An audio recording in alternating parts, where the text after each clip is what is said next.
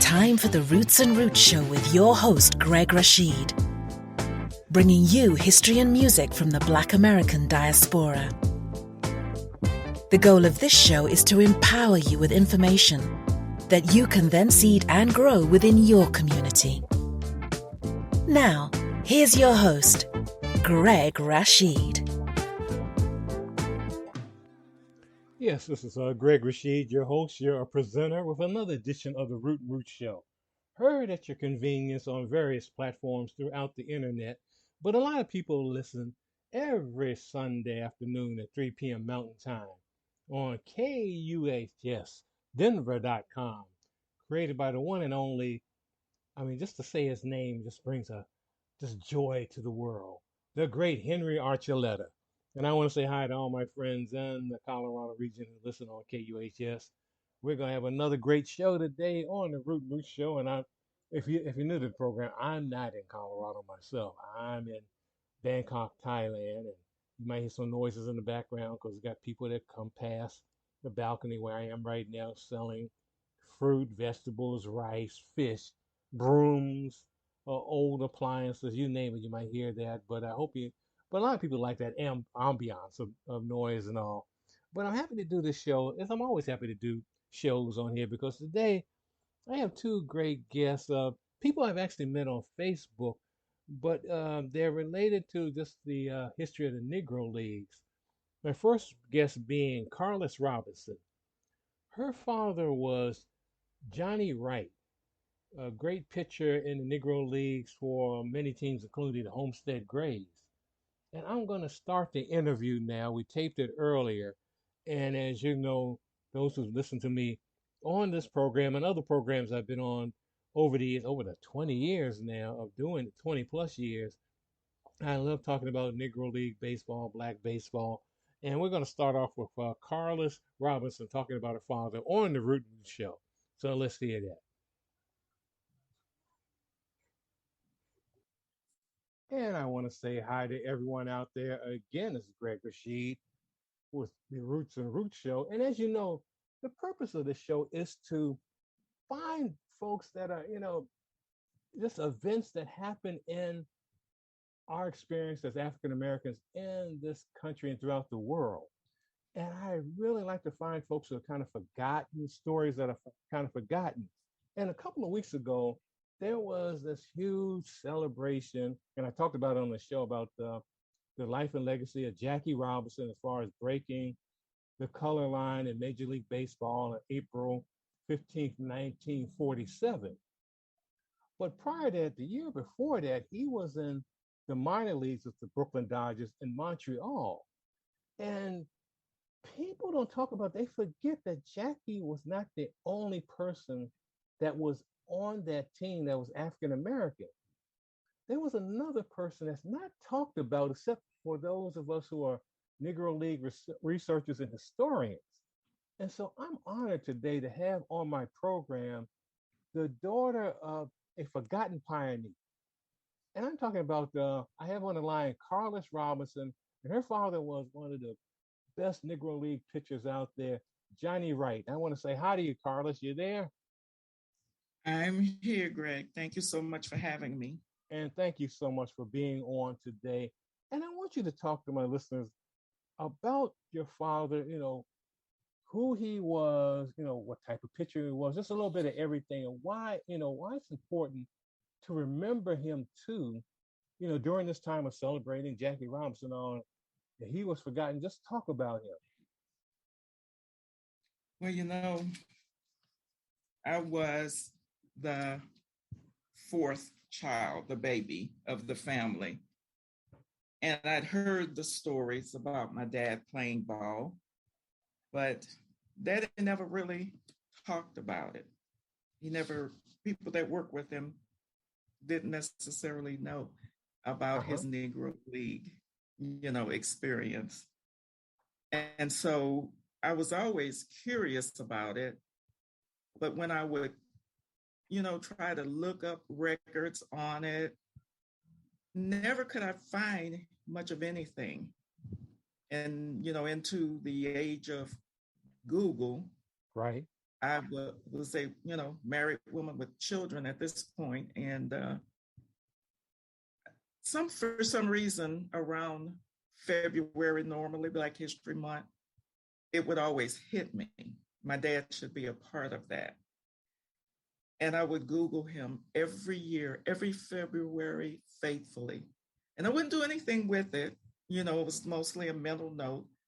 And I noticed he came up on Wikipedia with one paragraph initially.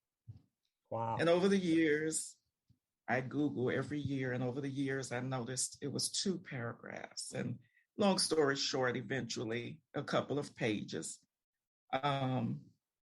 My siblings and I, when they were all alive, we talked about the fact that Daddy's story needs to be told.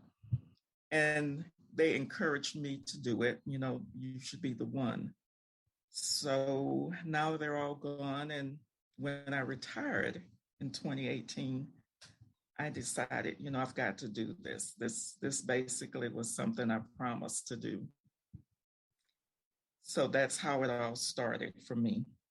That's wonderful. I mean, it's very important. This is you have to keep your father's legacy out there, Johnny Wright. And by the way, if you're just tuning in, I'm talking to Carlos Robinson, the daughter of Johnny Wright, Negro League pitcher, who participated with the Montreal Royals with Jackie Robinson in 1946. And it's kind of forgotten, but thanks to Carlos and also historians and researchers out there, we're bringing his legacy to life. And just talk a little more about him. Well, when Daddy started playing ball, I didn't realize until I had read an article that he had started back in high school. So I started talking to historians that worked with the school district in New Orleans, and I kept reaching out, to people who may have known him, people from the neighborhood. Right. And I found out so much about my dad that I didn't know. Daddy died in 1990. And as far as baseball went, if you asked him a specific question, he'd give you a specific answer, but not a lot more. So I've learned, that since the 30s, he had been playing ball. It led him to the Navy, playing ball. It led him to the Negro Leagues eventually, as we know, you and I know, Montreal. But what I've learned since I've long left New Orleans, there are articles that would pop up on occasion. They would begin with things like the forgotten pioneer or the unknown, and these were New Orleans, typically Louisiana type articles. And I don't know, it just kind of stuck with me, the unknown. Right. That's the whole purpose of me trying to do this. And so I dug a little bit more into it. I have a researcher that's been working with me. And then I finally got on Facebook after many years of avoiding, that media. But, and people on Facebook have been helpful as well. But Daddy, as we know, was a pitcher. And he did very well in the Negro League circuit. But what people don't know, especially, is that after Jackie Robinson was signed, Daddy was signed. That's with the point. Montreal team. Yeah. Right. It just has been that little hidden jewel of information, I recently reached out to Larry Lester. Oh, yes. To try to find out, is there any way we can find out his jersey number? And he reached right back out to me, and he got that information for me, because that was one that I was missing. But I was trying. What was his number? According to the scorecard he found, it was number 12 for Montreal. Oh. And it was, we were chasing these numbers as I was doing the research, because he had played for so many teams. So winter ball, became Mexico and the Dominican Republic, Puerto Rico, Venezuela. So we had all those teams. And then, of course, we had mainly the Homestead Grays, because that's the Right. one he played for the most. But there were even others, between that, the Newark Eagles. It just, it was just fascinating. And It is when you read his story, what I picked up from the old newspapers like the Pittsburgh Courier. I mean, it's amazing. You're talking about, listeners, an all-star pitcher, an all-star who was a champion with the Homestead Grays in 1945. I mean, he was not, a lot of folks know Satchel Paige. They know, they'll know that name automatically as far as a pitcher. But Johnny Wright was at one point in the 40s almost as equal. I mean, he was, from what I read, he was solid. I mean, he was something else. And just, well, go ahead. from what I've gathered, with the bits and pieces and the articles and everything that we could find, he was part of the 1943 Negro League World Series championship. He was part of the 1944 Midwest Servicemen's League championship with the Navy, the 1945 Third Naval District Commandant's Cup, and then again the 46 Canadian American League Championship.